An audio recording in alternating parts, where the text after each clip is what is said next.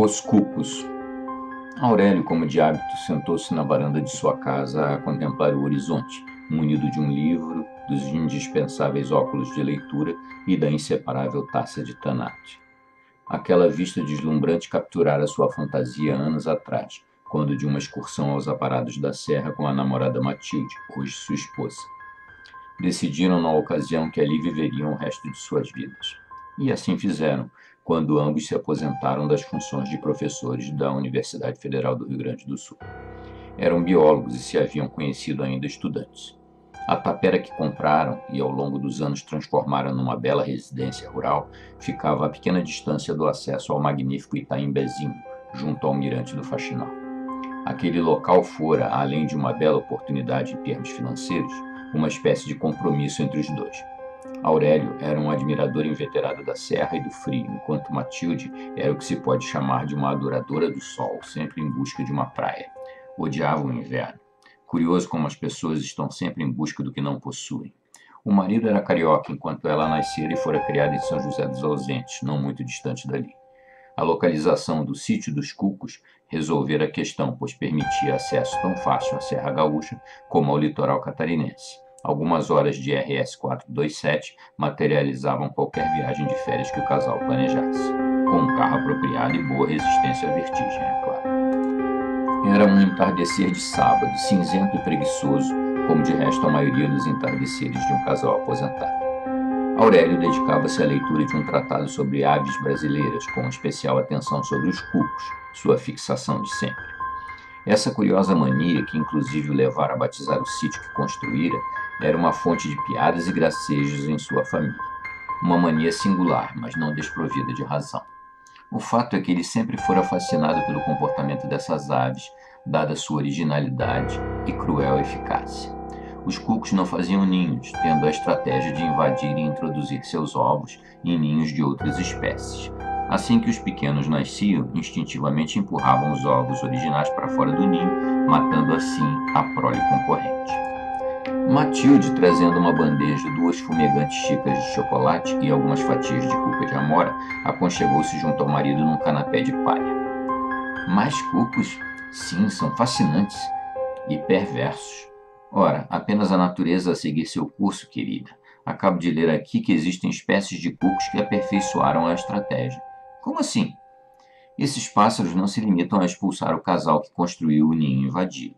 Sim, eu sei, os filhotes destroem os outros ovos, não é? Normalmente, sim. Hã? Tem uma subespécie que vai além. Sequestram e pedem resgate, é? Pior, meu bem, os adultos alejam os antigos donos a bicadas nos pés. Os matam? Pra quê? Não os matam, pelo menos a princípio. Como disse, os alejam para dar de comer à sua prole, pouco a pouco. Bah! A conversa foi rapidamente encerrada pela mulher, sendo substituída por outro assunto. Te lembras da minha prima de São José? Aham. Tá vindo pra cá. Que é? Quando isso? No fim do mês 20, eu acho. Ela, o marido e a filha. Não te incomodas, não é? Não a vejo há anos. Nem sabia que estava casada e com filha. Não, claro que não. Podemos fazer aquela trilha até a Cachoeira dos Elfos. Ótimo, mas... Peraí, 20 tu disse? Sim. O nosso Arthur chega nesse mesmo dia. Esqueci de te contar. Mas tudo bem, sempre cabe mais gente no nosso ninho, não é? Matilde voltou para dentro para começar a mexer com a janta. Enquanto, alheio à caída do manto da noite, Aurélio continuou sua leitura. Estava cada vez mais absorto na tal nova subespécie de cucos. Parece que após imobilizar os outros pássaros, começavam a dar de comer aos filhotes os olhos de suas vítimas. Assim duravam mais. A chegada do filho Arthur foi uma festa. Seus pais, alertados pelo tuk-tuk da velha aero-íris do jovem universitário, aguardavam na varanda. De repente, o utilitário apareceu, vencida a última curva da sinuosa RS 427. Arthur tinha completado 20 anos no mês anterior e vinha para rever a família e descansar no sítio. Cursava filosofia em Belo Horizonte e tudo parecia muito bem encaminhado em sua vida. Entretanto, os melhores planos e perspectivas podem se desvanecer como uma nuvem ao vento. O rapaz desceu do velho carro, desfraldando seu característico sorrisinho de Mona Lisa. Olá, moleque. Cadê a Duda? Tua mãe estava ansiosa por revê-la. Vai me dizer que já separaram. Claro que não, é para sempre. Sempre pode ser muito curto, tu sabe. Mas quem é o filósofo aqui é tu, ou vai ser. Ela ficou com os pais em BH. Vão chegar uns parentes hoje à tarde, sabes? Parentes? Quem? Pra ser honesto, não sei. E acho que tua mãe também não sabe.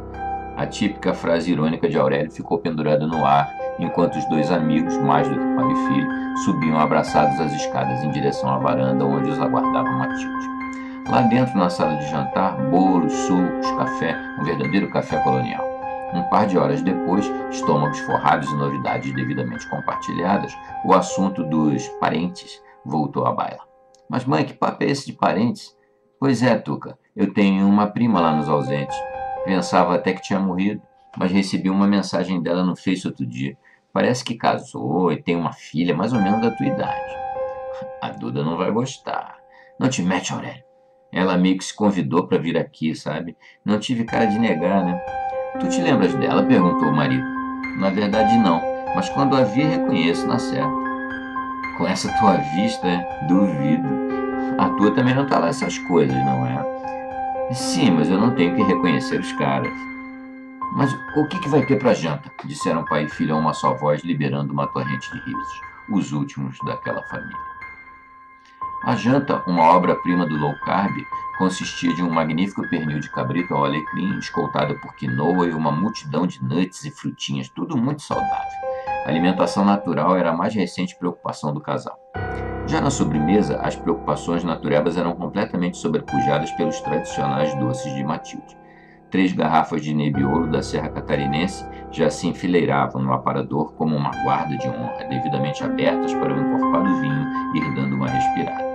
O último talher pousava em sua posição na mesa quando ouve-se o tilintar alegre da sineta do portão. Os 3, postados na varanda já escurecida pelo início do cair da noite, pareciam um reflexo em negro das 3 figuras em pé na frente do portão. Um longo minuto se passou até que Aurélio acendesse o lampião, o qual pouco melhorou a iluminação do pátio de entrada. O trio de visitantes permaneceu imóvel, perfil recortado contra o poente vermelho. Matilde rompeu o impasse descendo as escadas. Venham! Chegaram bem na hora. O jantar está na mesa. Aurélio e Arthur, ajudem com a bagagem. Não se preocupe, prima. Não trouxemos quase nada, além de nós mesmos. Esse aqui é Gilberto. E essa é Milena. Prazer, bem-vindos. Subam, subam. Esses são meus amores, Arthur e Aurélio. Essa é minha prima, Circe. Apresentações feitas, os 6 se sentaram à mesa de jantar. As 2 famílias se sentaram uma em frente da outra, como se estudando. A expressão dos recém-chegados era estranha, silenciosos e quase sem reações faciais. Todos 3 tinham uma forma curiosa de olhar, meio de lado, e mudando a posição da cabeça com movimentos curtos e precisos. Aos poucos, porém, o gelo inicial foi se quebrando e o jantar prosseguiu. Entre garfadas e goles de vinho tinto, risadas forçadas e reminiscências imaginárias, as horas foram então se passando. Ao longo da noite, o clima fora mudando e uma pesada chuva caiu, acrescentando uma soturna trilha sonora à bizarra reunião familiar. Já passava bastante da meia-noite quando todos resolveram se recolher. Por sugestão de Aurélio, no dia seguinte fariam uma trilha até a Cachoeira dos Elfos. Talvez por efeito do vinho, Aurélio acordou em meio à madrugada. Muitos pensamentos cruzaram sua mente, produtos da noite anterior. Procurou sua esposa e, com surpresa, seu braço nada encontrou à direita da cama. Levantou-se a nova incongruência. Tanto o hobby como as pantufas de Matilde permaneciam em seus lugares habituais, a despeito da ausência da mulher. Ainda atordoado pelo vinho e pelo sono interrompido, Aurélio não permaneceu no aconchego das cobertas, pois não conseguiu encontrar uma boa explicação. Vestiu o roupão e seguiu até o gélido corredor. Lá fora, a chuva cessara, sendo substituída por forte cerração que abraçava o sítio por inteiro. O silêncio absoluto fazia sua parte na composição da atmosfera irreal. O homem dirigiu-se ao quarto do filho. Talvez Matilde estivesse lá, com Arthur, a discutir os acontecimentos da noite anterior. Sem agasalho e pantufas, apesar do disparate da ideia, que mais poderia explicar a ausência dela. Agarrado àquele fio de sanidade, seguiu até o quarto no fim do corredor. Encontrou a porta aberta e o cômodo vazio. Uma lâmina de gelo percorreu sua coluna ao perceber que as cobertas estavam amarfanhadas no chão, e como ocorrera com sua mulher, os chinelos do rapaz também estavam lá. Uma nova onda gelada veio sobre ele, alcançando as profundezas de sua alma ao ouvir às suas costas a voz nada familiar. Querido, por que não voltas para a cama? Tá tão frio. A frase soaria agradável, não fosse conduzida por voz tão estranha e completamente desconhecida. Aurélio voltou-se num salto, tremendo dos pés à cabeça. De pé no corredor, um perfil negro de mulher impossível de se distinguir as feições. Que procuras? Nosso filho. Nossa filha, queres dizer? Milena dorme no quarto dela, é claro. Arthur? Matilde? Quem? Tu tá caduco? Vem pra cama. Ui, que frio. Quem é você? Mas, tá doido, hein? Em pé no meio da noite fria, de costas para a vida que conhecia e construíra e de frente para o vulto negro, Aurélio não sabia o que fazer.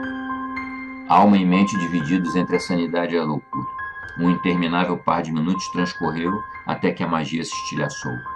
Uma banal imagem viajou dos olhos ao cérebro, alcançando a consciência do homem. O movimento de cabeça daquela sombra, rápidas e precisas viradas, como um passarinho, era o mesmo da janta. Presa de pavor visceral, Aurélio disparou o corredor afora até o alto das escadas, deixando o vulto para trás. Lá de baixo lhe chegaram aos ouvidos lamentos de dor. Pareciam vir do porão. Desceu as escadas de 2 em 2 degraus, a sanidade se esvaindo da alma. Martelavam sua mente as linhas sinistras que lera no tratado sobre pássaros. Os adultos aleijam os antigos donos, a bicadas nos pés. Não os matam, pelo menos a princípio. Os aleijam para dar de comer a sua prole, pouco a pouco. Abriu lentamente a porta de acesso ao porão, temendo o que poderia encontrar. Tateou a parede até encontrar o interruptor, lançando uma luz amarela e baça no interior do porão.